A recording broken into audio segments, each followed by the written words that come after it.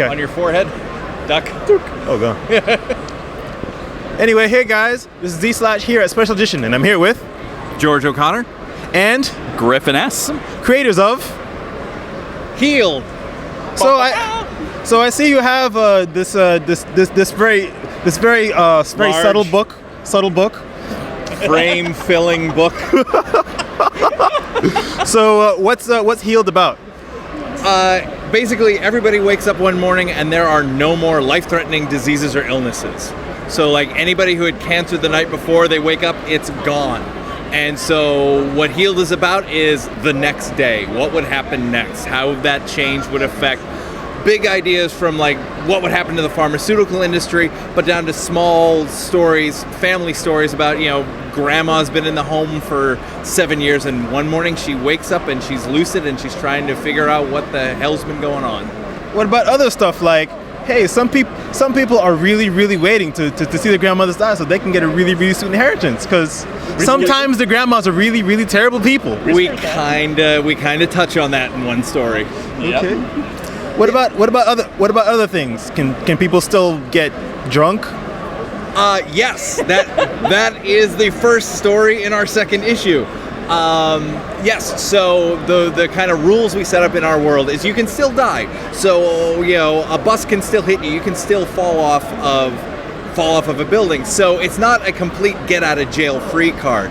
It's kind of okay, if you have a second chance, what are you going to do with it? And that's what that story is about, is we have an alcoholic who suddenly is now, no longer has, everything's working fine now.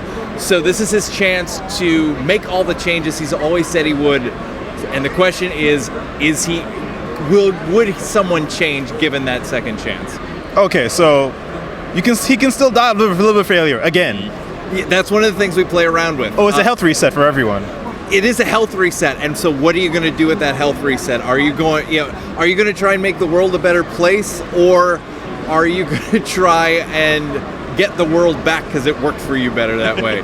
It is a 5-issue series now in this trade, and what we did is each issue was 3 different stories, so we would kind of bounce around this world and tell these different stories. If it was an idea that kind of made the hair stand up on our arms, we would do it. Like one of our stories is, well, okay, if everybody can potentially live forever, what happens to people with life sentences in jail? And that kind of ramification. Oh, so pretty much, I guess one of the consequences can be, we get a little bit more liberal about killing dudes.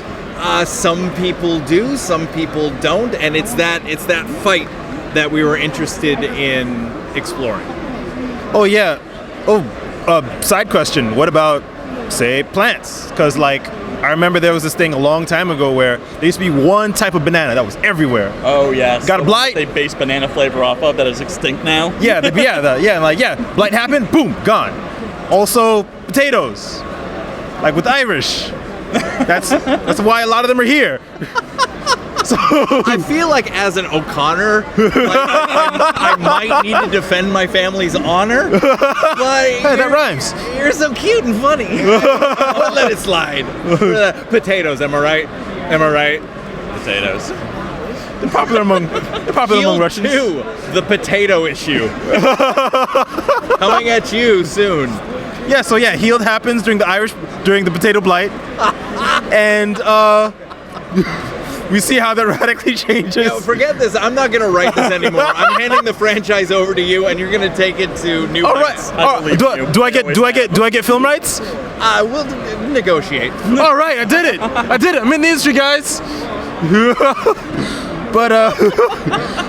But potatoes and potatoes and the desirably dead grandmothers aside. Oh, she's a lovely woman. She is. She's sweet. What else do you have to offer here? The new series that we've launched is called Baby. Griff, you want to take this one away? Baby is our monster from the deep story. So it is a baby sea monster trying to find its mother and it's lost and hungry, and it's attacking Atlantic City, but not an intentional attack. It's more of it's the first time it's walked on land, so it's knocking into things. It doesn't have a grudge against gambling? Exactly. It's just sort of trying to figure out what this whole new surface area is, and it's hungry, it's lost, it's cranky, and it just is trying to find some stability, and everyone's messing with its mojo. And it's not even like a metaphor for alcoholism or anything like that? Isn't everything when you think about At it? the end of the day. Yeah, so he's trashing Atlantic City while being attacked by the military. He's got an evil cryptozoologist trying to capture him for his own fame and fortune, and of course the police officer who's just one day away from retirement, and he's just trying to survive the whole thing. This is our little guy. This is the little guy.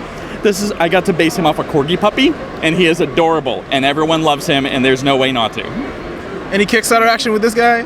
Because I'm seeing a lot of plushies in your future.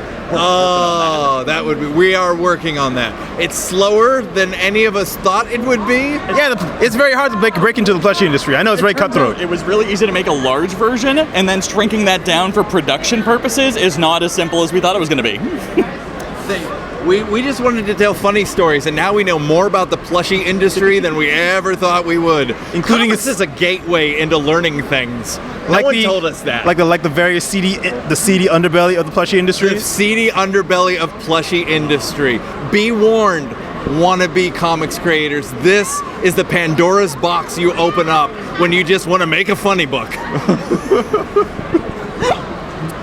So what about the more traditional zombie fare that you got going on here? Great Zombies in History is a 100% historically accurate anthology. Sans zombies. I don't know what you mean, sir. Zombies played a much bigger role in historical events than anyone's willing to admit, except us. Okay. It is a 9-story anthology. We start with King Leonidas and the 300 Spartans and their run-in with zombies. We've got samurais. So they didn't hold the wall at the hot gates. I thought I was under the impression that they held it for a day. They got crushed and then they kept fighting. Check this 2-page spread out.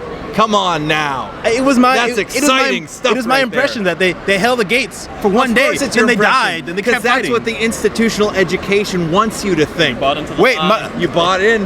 That wasn't institutional education. I watched 300. That was totally historically accurate. We're essentially kind of like the Matrix here. We're pulling you out and revealing the true world to you. Zombies, history, it happened. So we've got asterisk. How dare you, sir? I said 100% accurate. I thought it was about as real as Barry Bonds' biceps. I enjoy a good Barry Bonds asterisk joke just like anybody else, except when it comes to the truth. Yes, like his completely honest performance record. Look, people's heads grow when they've matured. It happens. Just overnight. Like completely can change in physiques over a season, not seasons. Is this where you insert his rookie card with his last card, and his hat goes to like a 9.5? I guess I'm just saying that's all God-given genetics. Absolutely, the good Lord blessed him. Exactly. With a growing head at 32. Exactly. People have puberty at that later stage. It's called double puberty. Double secret puberty. So sorry, I don't know why I talk. So, where can people find more of your biting wit? Homelesscomics.com is where you can learn more about us and where you can find the books. Also, I'm willing to bet that a portion of that goes to charity. I mean, yourselves. Of course, it's called I Have a 5-year-old. And my boy likes Legos. So please, he needs a Lego Groot in his life. Don't you want to rescue a comic book today? They live in my basement. They're looking for good shelves and good homes to go to. They're essentially the Harry Potter of comic books. That's what they are. Yeah. They live in a basement. You could be their owl. How many random references can we fit into one 5-minute interview? It's like 10 minutes now. At the end of the day, I told you we could babble. Where can people find you, gentlemen? On Twitter, I am at Lazy Horde. I'm at Shaded Areas, all one word. And Homeless Comics is just at Homeless Comics as well. And then we're on Facebook, /Homeless Comics. No Twitter, no Kickstarter action from you guys right now? Not right now. I will say Kickstarter treated us really well. When we tried to do the second issue of Healed, my son was just born. Griffin went back to school for psychology, so all that free money dried up all of a sudden. So we ran a Kickstarter for the second issue, and we went over what we were asking for. It was a really nice kind of like boost that we kind of had something that people were interested in. And luckily, since that's so it's in the future right now. Oh no, yes, we're looking at when all 4 issues of Baby are done, and we want to put that into trade. What more could we do with that book? So in the future-ish. Okay. But right now we're just going to a bunch of different conventions, meeting people, like-minded individuals, and tell them what we've got. Tell them what we've got on the table. We will be at Boston Comic Con at July 31st to August 2nd.